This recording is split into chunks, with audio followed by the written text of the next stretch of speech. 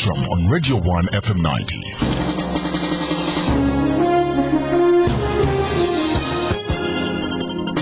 Spectrum wants to hear your views. You can SMS at any time during the show.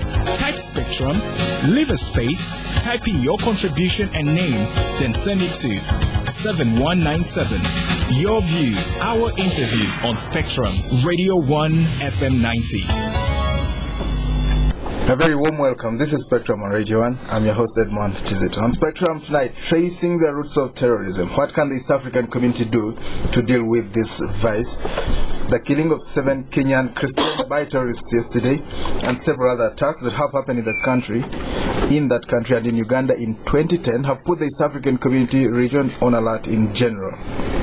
Security experts are concerned that if the terrorists are not contained, they could destabilize the entire Great Lakes region, which has suffered insecurity in the past. Incursions inside of Somalia by the Kenyan Defense Forces and the AMISOM have been praised as a step forward in pacifying Somalia, but there are suggestions that this has contributed to the retaliatory attacks by the Al-Shabaab terrorists. Some have proposed dialogue as opposed to fighting, which they say only worsens the situation. The international community argues that there is need to urgently address the political question of Somalia, with some countries insisting that the Al-Shabaab must be part of these efforts in order to stop Somalia from becoming a safe haven for them. Reports indicate that the Al-Qaeda-backed militants have established cells and that they could be planning big operations within the region. Experts in counterterrorism say it is incumbent upon governments across the region to address underlying conditions that could entice citizens to join terror groups. This includes internal country politics and youth unemployment. The attacks in Kenya should be an eye-opener on how dangerous terrorism actually is and how important it is for the East African community country to take adequate measures, including dealing with factors that can breed and abet terrorism. So tonight we look at the possible steps that can be taken to curtail terrorism and ensure that the region is secure. Our guests tonight, Honorable Bettie Kamya, President of the Uganda Federal Alliance. You're most welcome, Honorable Kamya. Thank you, and good evening, listeners. We're also joined by Dr. Bainomugisha, Head of the Peace and Security Program at ACODE, also a lecturer of Peace and Conflict Studies at Makerere University. You're most welcome, Dr. Bainomugisha. Thank you, and good evening, viewers and listeners. Viewers, because we're also on the internet, you can see a video of Spectrum of YouTube. We're also joined by Mr. Gwada Ogot, a Kenyan political analyst currently working with CEDDU. You're most welcome, Mr. Gwada Ogot. Good evening, listeners. Dr. Bainomugisha, what are the roots of terrorism in the East African region? Thank you very much, Edmond. A number of reasons can be put forward, the roots of terrorism in the region. But first of all, where is it coming from? I think it's good to locate it. We locate it in Somalia, and certainly now the carriers of this terrorism, of course, the blame is the Al-Shabaab, and of course Islamic terrorism or extremism emerged after the collapse of the CEDDU regime in the early 1990s, and the eventual collapse of the entire Somalia state.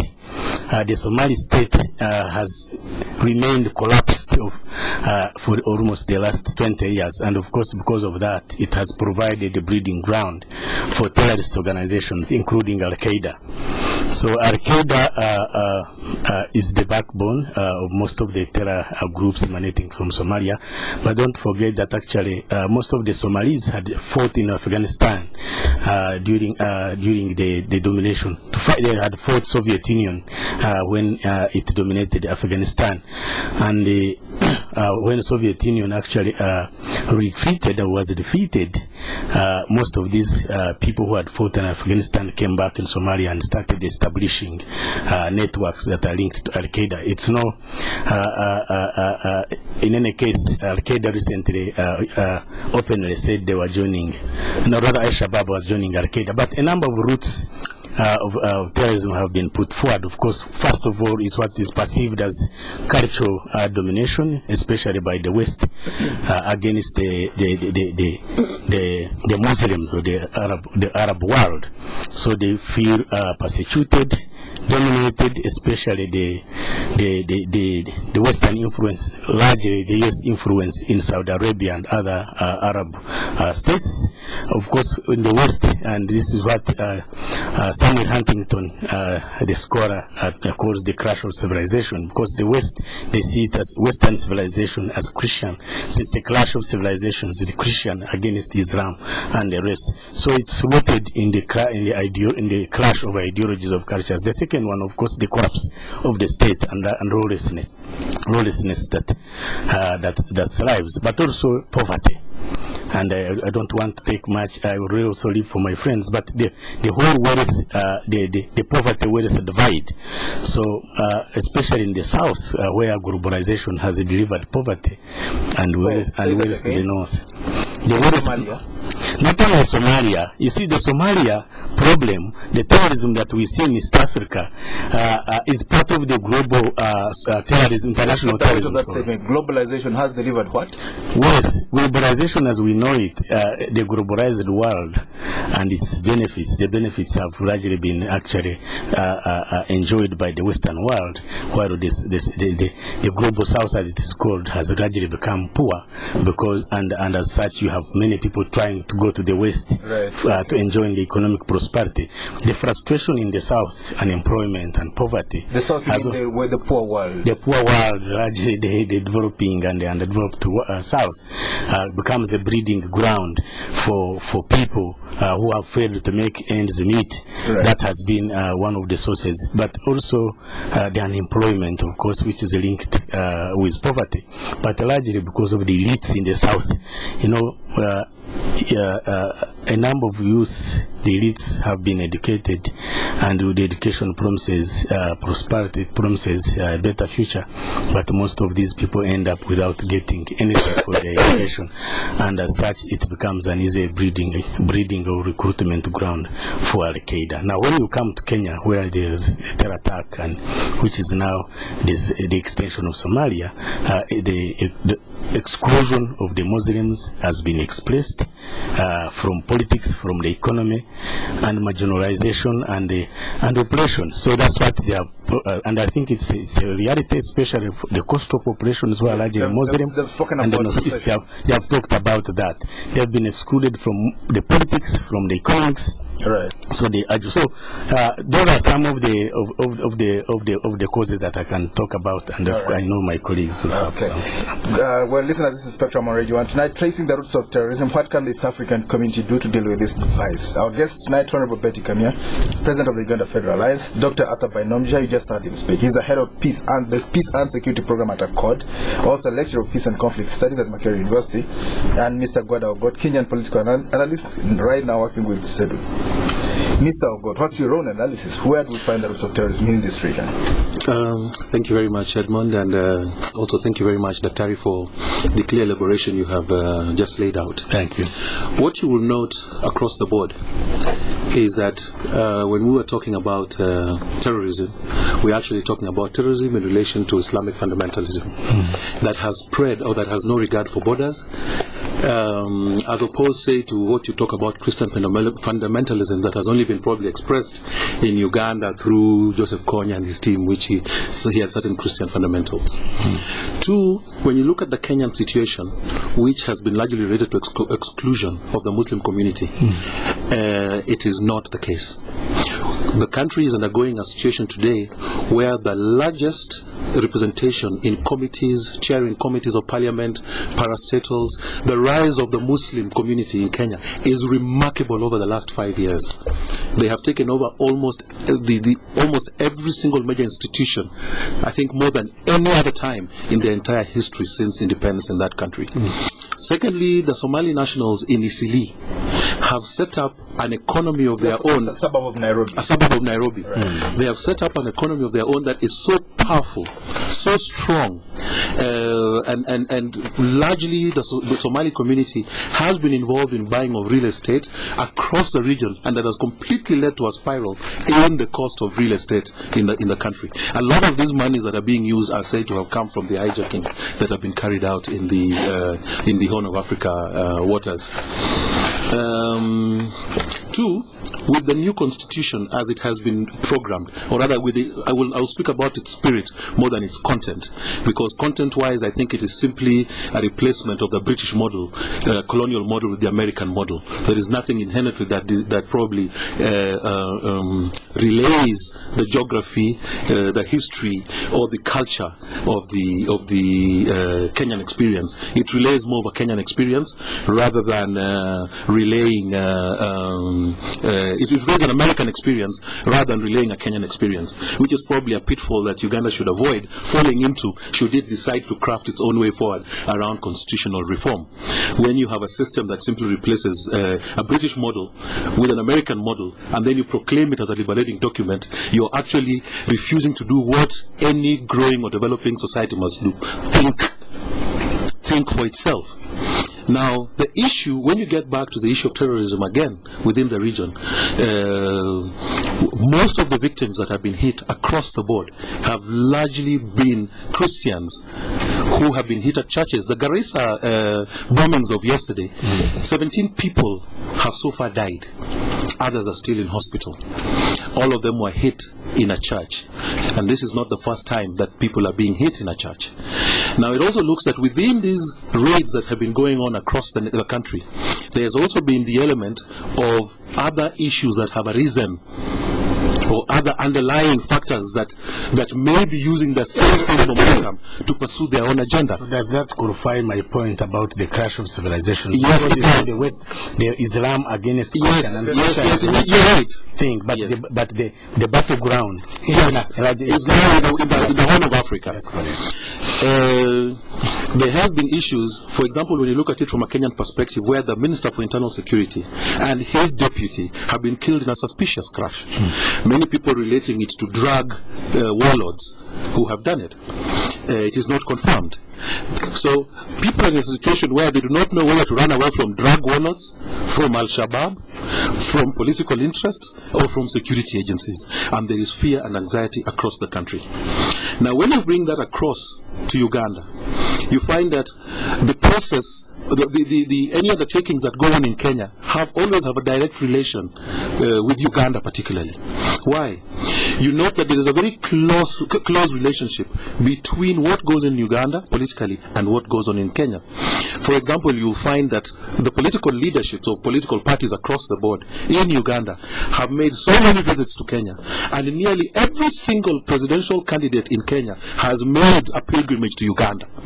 This is not a relationship that Uganda or Kenya share with Tanzania, or share with Burundi, or share with Sudan for that matter. It is a symbiotic relationship that has a lot to do with the closeness in terms of political history and cultures between the two nations. So these issues must, in essence, be reflected.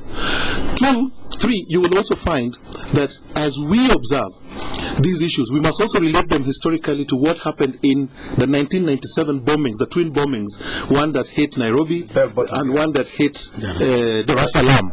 This is probably the core, or that is probably the period at which the focus of East Africa as a terrorism target for Islamic fundamentalism came to the global fore. That is when it actually came based on the damage that was done at that time. But there are the issues like, one, the relationship between Kenya and America that comes into focus. Without doubt, Kenya, courtesy of President Obama, has a relationship with anti-terrorism that probably is much deeper than from what is on the surface. That is one. 2, Kenya recently made an incursion, a military incursion, the first ever since her independence, into Somalia. Now that again may be looked at from the surface of a nation going into another nation to restore order and protect her interests. Yeah. But you must also look at the ramifications it costs in terms of political balances across the East Africa region. Yeah.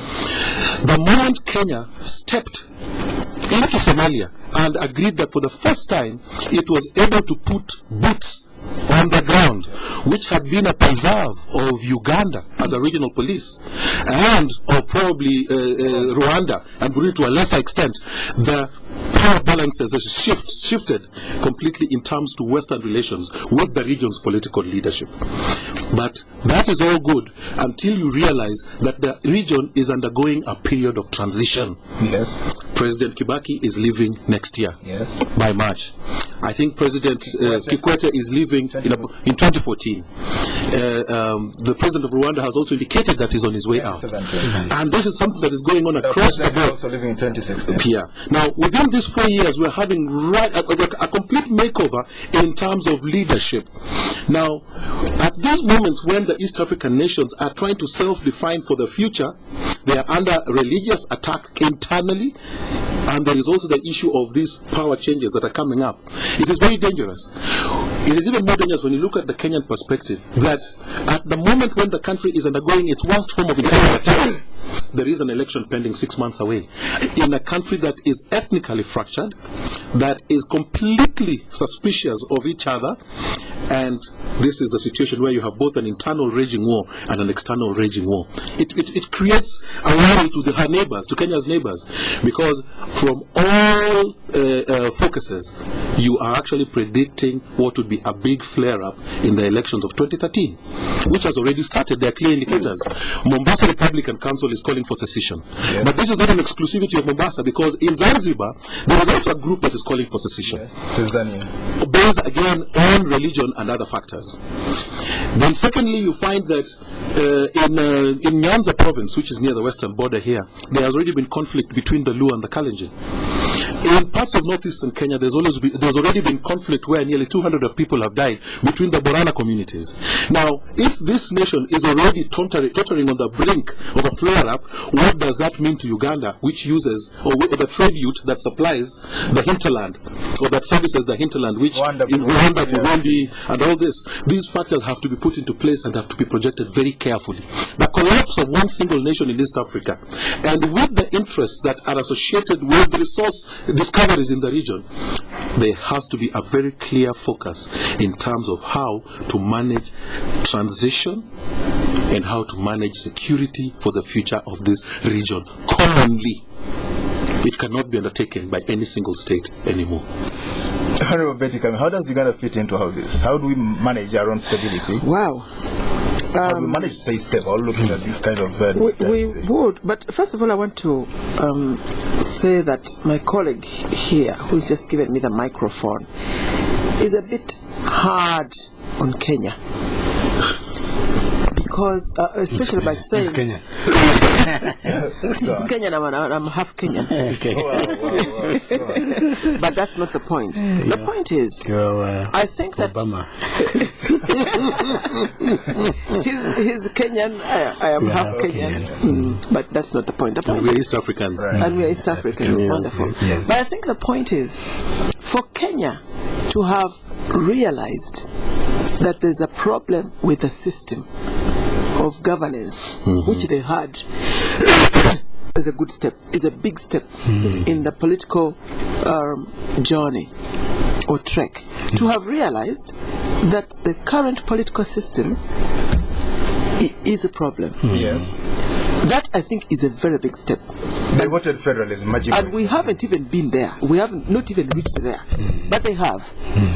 And I think they did put the historical perspective in consideration, particularly colonialism, the colonial legacy.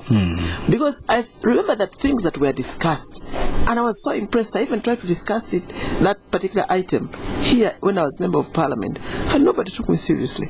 But the Kenyans were even saying, listen, during the colonial era, we used to get a grant from Her Majesty's government. You know, the grant would be, you collect taxes and things from Kenya, you send them to Her Majesty's government in London, then Her Majesty would give you a grant. You know, a grant is a gift from your own contribution. It's not like a share. But the Kenyans not recognized all that, that our deeply rooted, our problems are deeply rooted in the colonial legacy, because the colonialists established a highly centralized and autocratic, oppressive, dictatorial and exploitative system. So in trying to reform their governance system, they were responding to that. And it took them many years. You know, there was a referendum. When was the first referendum? In 2005. There was a referendum in 2005 and Majimboism, federalism lost. But they did not stop. Right. Kenya had a referendum in 2005, federalism lost. Lost. As we speak. Then they had it again in 2010. And 5 years later. 5 years later. Explain that to us, madam.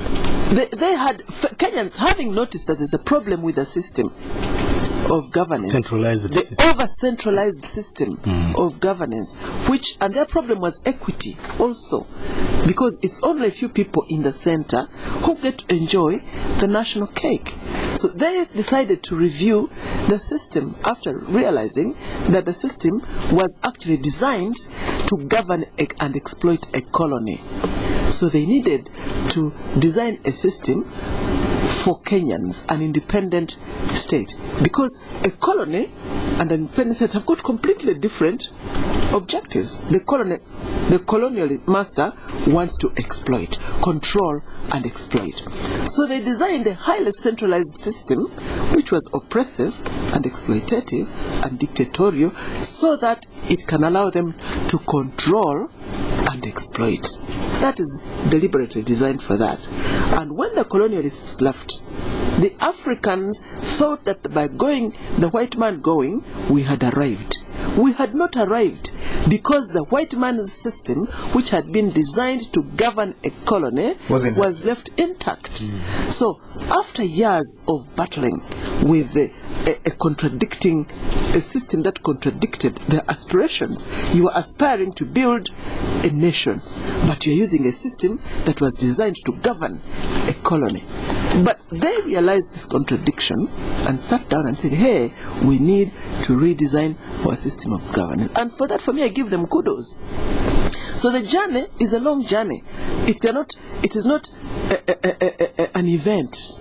The journey of discovering that you went wrong somewhere.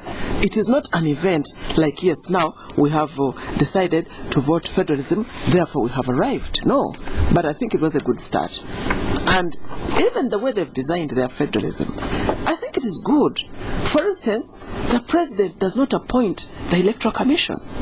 No, the Electoral Commission and the Chief Justice and the Deputy Chief Justice are independently hired. So that is a big problem we have here in Uganda. Everybody's crying, but the Electoral Commission is Museveni's Electoral Commission. He's the one who employs them, who gives them jobs. Kenya has moved over that way. Okay, we have to go for a break. Yeah. Well, I wanted to come to the... we'll get back to it. I mean, it's taking... I mean, he said you can replace the US system with the UK system. It's the same thing. You're basically saying, confirming that. I'm saying that they have done a good job. He's saying that he has been too harsh to the Kenyan system, because I think they have made some milestones in reforming the colonial system to an Africanized system. 100% way, but they've gone a long way, and I think that their system is maybe... We'll be back. This is Spectrum Radio. This is getting very, very interesting. Just stay tuned. Remember me because I tried. Remember me, known for the moves I pulled, all the goals I scored, my dribbling, my passes on target, my footwork, my tough defense. Don't remember me for the scores, for whether I won or lost. Remember me because I played, because I laced up my boots and I stepped onto the pitch. Remember me because I listened to the voice inside, and with everything in me, I played. As the Airtel Rising Stars tournament heats up, we are giving you the chance of a lifetime. Send ARS to 6333 and stand a chance to win a fully paid trip for two to the UK to watch a Premier League match. That's not all. You can win 1 million shillings, soccer balls daily, and 2.5 million shillings or a jersey of your favorite team every week. SMS ARS to 6333 and win with the Airtel Rising Stars. Airtel. John, Mike and I, we go back a bit. We knew John at the beginning, working for someone else. But he was different. He had vision, saw opportunities.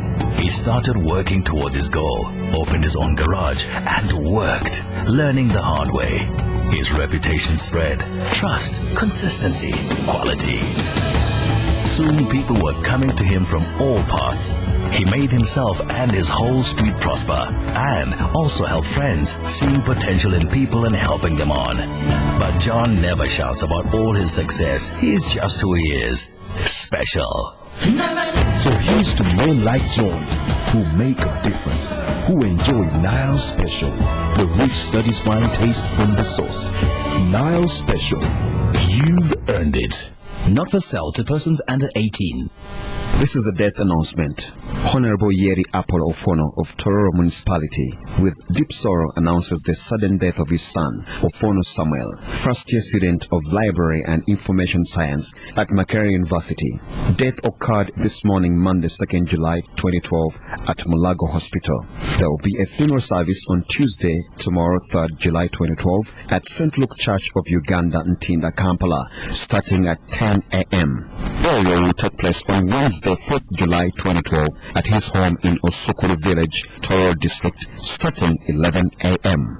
Informed are the Right Honorable Speaker of Parliament of Uganda, Rebecca Kadaga, the Right Honorable Prime Minister, Amama Mbabazi, His Highness the Adola Moses Owoi, Honorable Sarah Acheng, Minister of State for Lands, Honorable Fox Odoi, MP West Budama North, Honorable Oboth, MP West Budama South, Honorable Osuna Emmanuel, District Chairman Tororo, Bishop Okile Nicodemus, Bishop of Bukedia Diocese, Honorable Otala Emmanuel, all relatives, friends, and in-laws.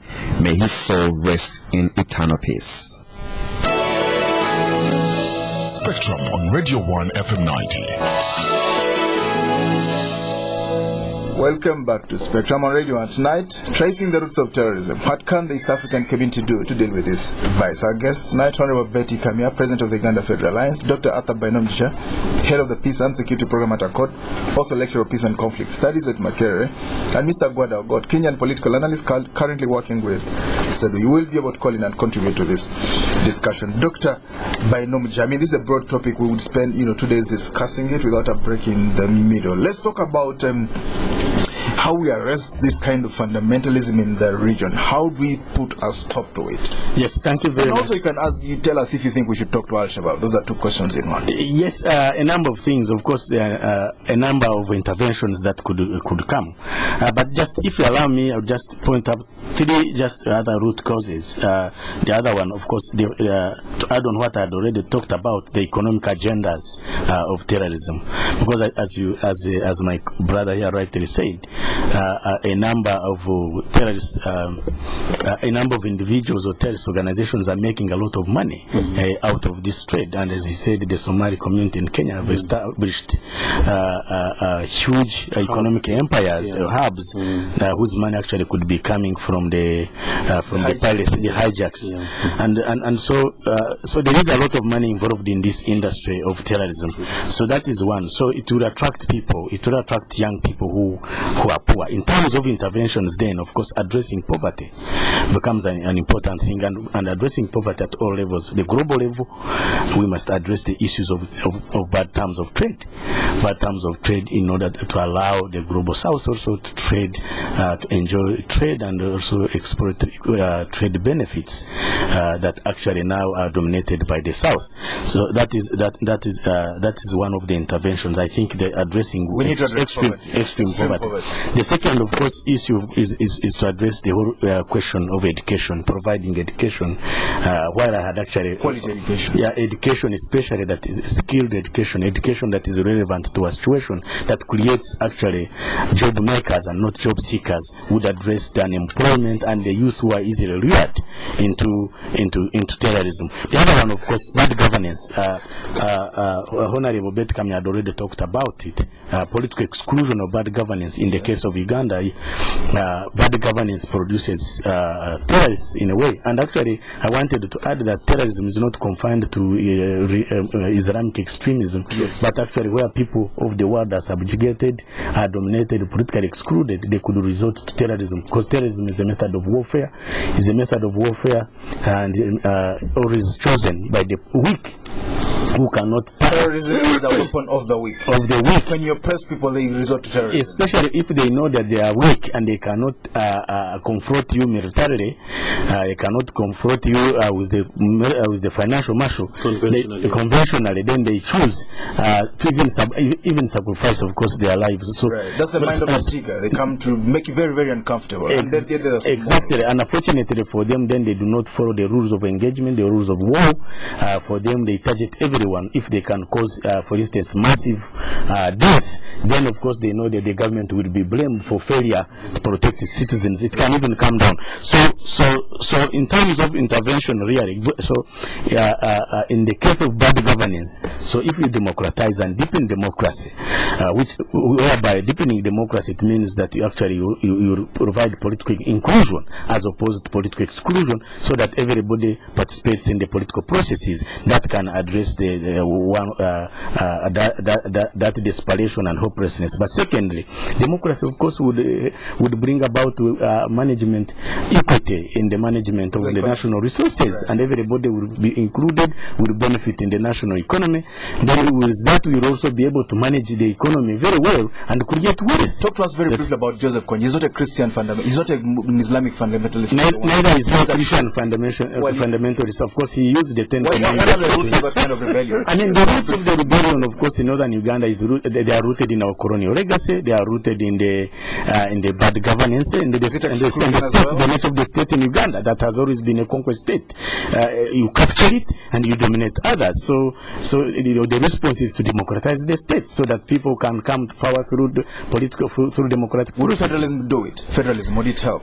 I know my sister here has been promoting federalism, but I think that is one of the interventions that could help, because federalism, decentralization, the regional theory they are talking about could be some of the interventions, because basically we are talking about devolution of power, devolution of resources, and including more people in the political processes. Very briefly, in one word, would it not encourage secessionism?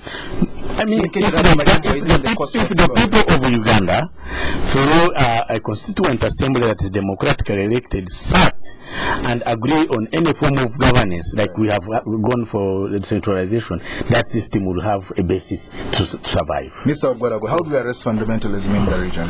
I think when you give it, when you study it, also, should we talk to Al-Shabaab? Is that our problem? I do not think you should talk to Al-Shabaab.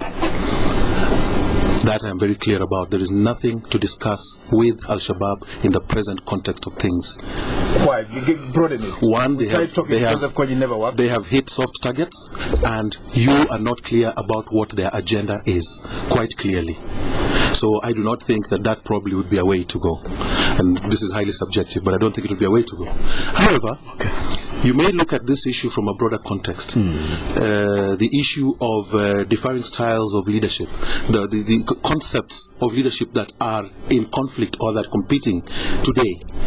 One that is authoritarian, and the other that would say be influential. How do I mean?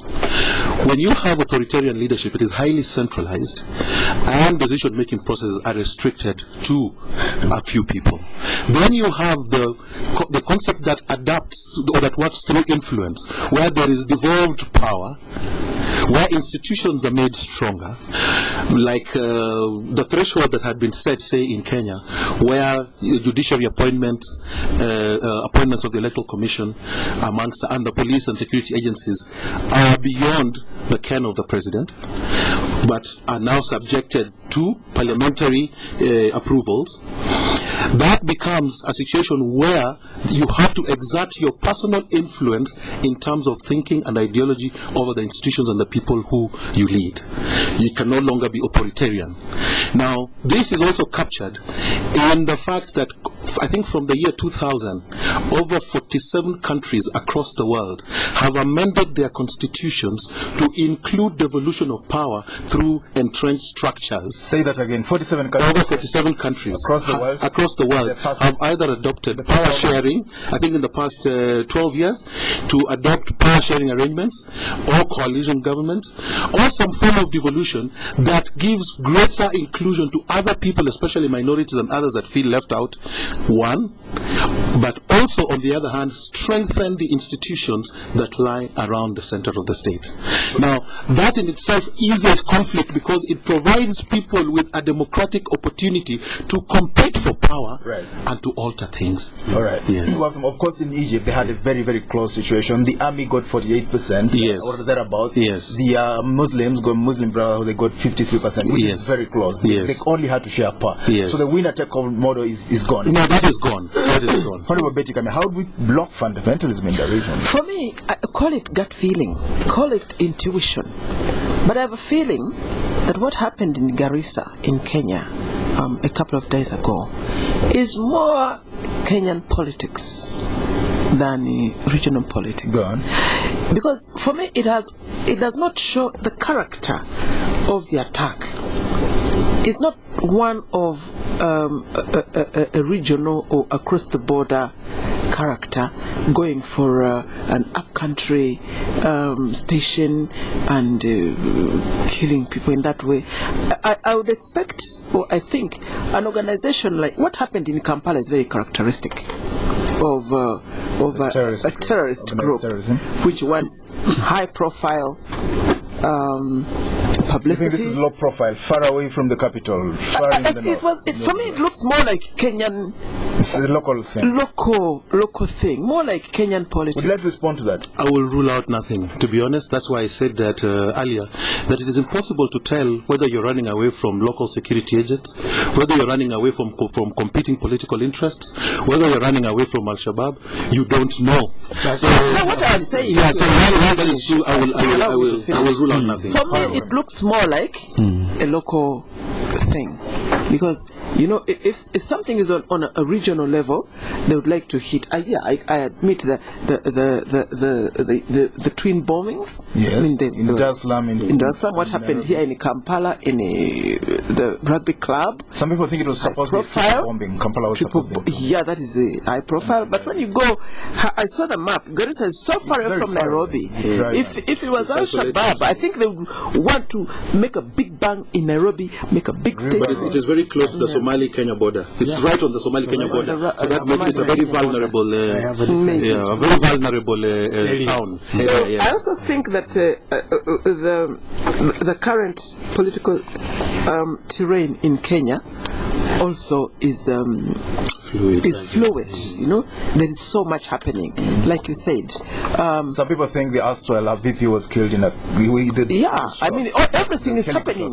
It is happening so closely. So many things are happening at the same time. Like my colleague here said, Mzee Kibaki is moving out.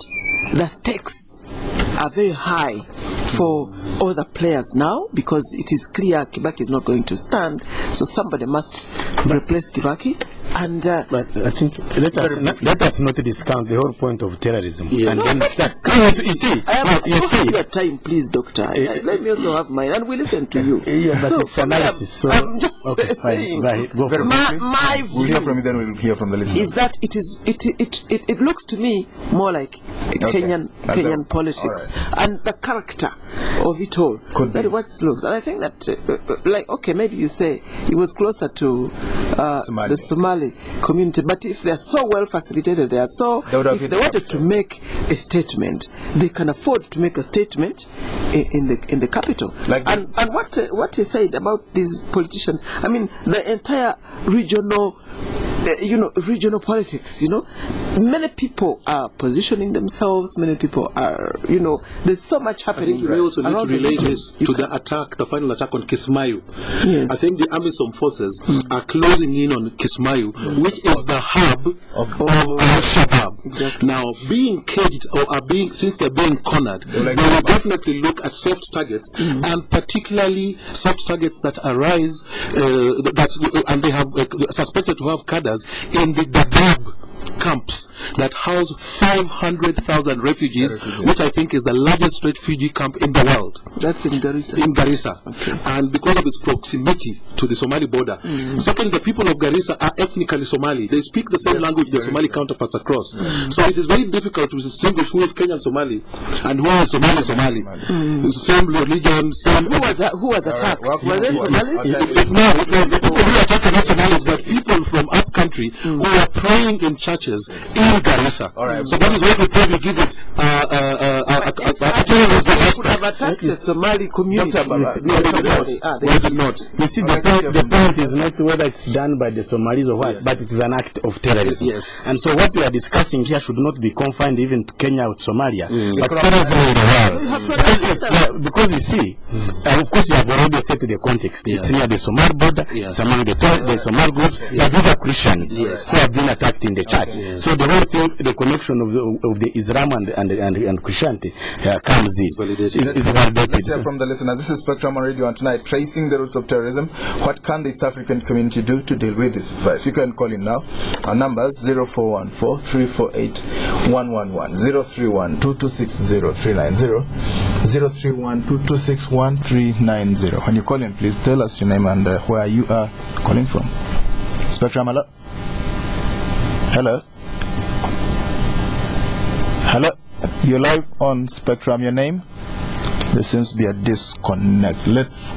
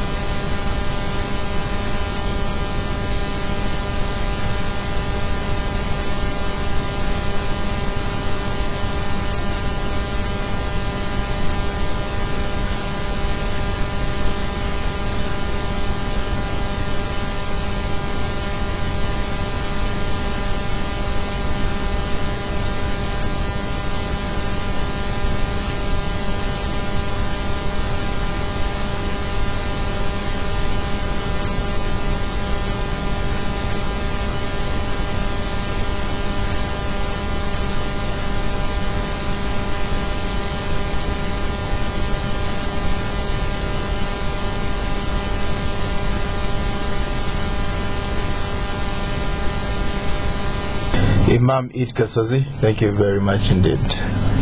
Spectrum, hello? Hello, your name? Good evening, your name? Thanks for the guest in the studio. This Jimmy. evening, Jimmy is the name. Now, the guest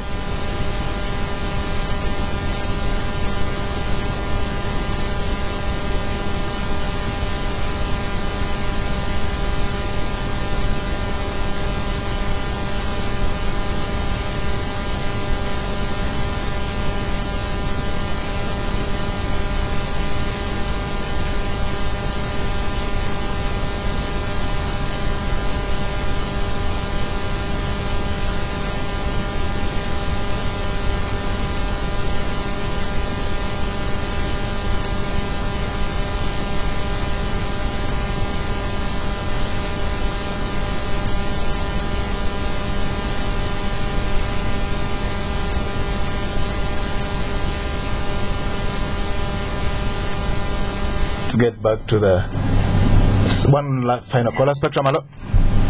Good evening, your name? My name is Andrew. Andrew, yes?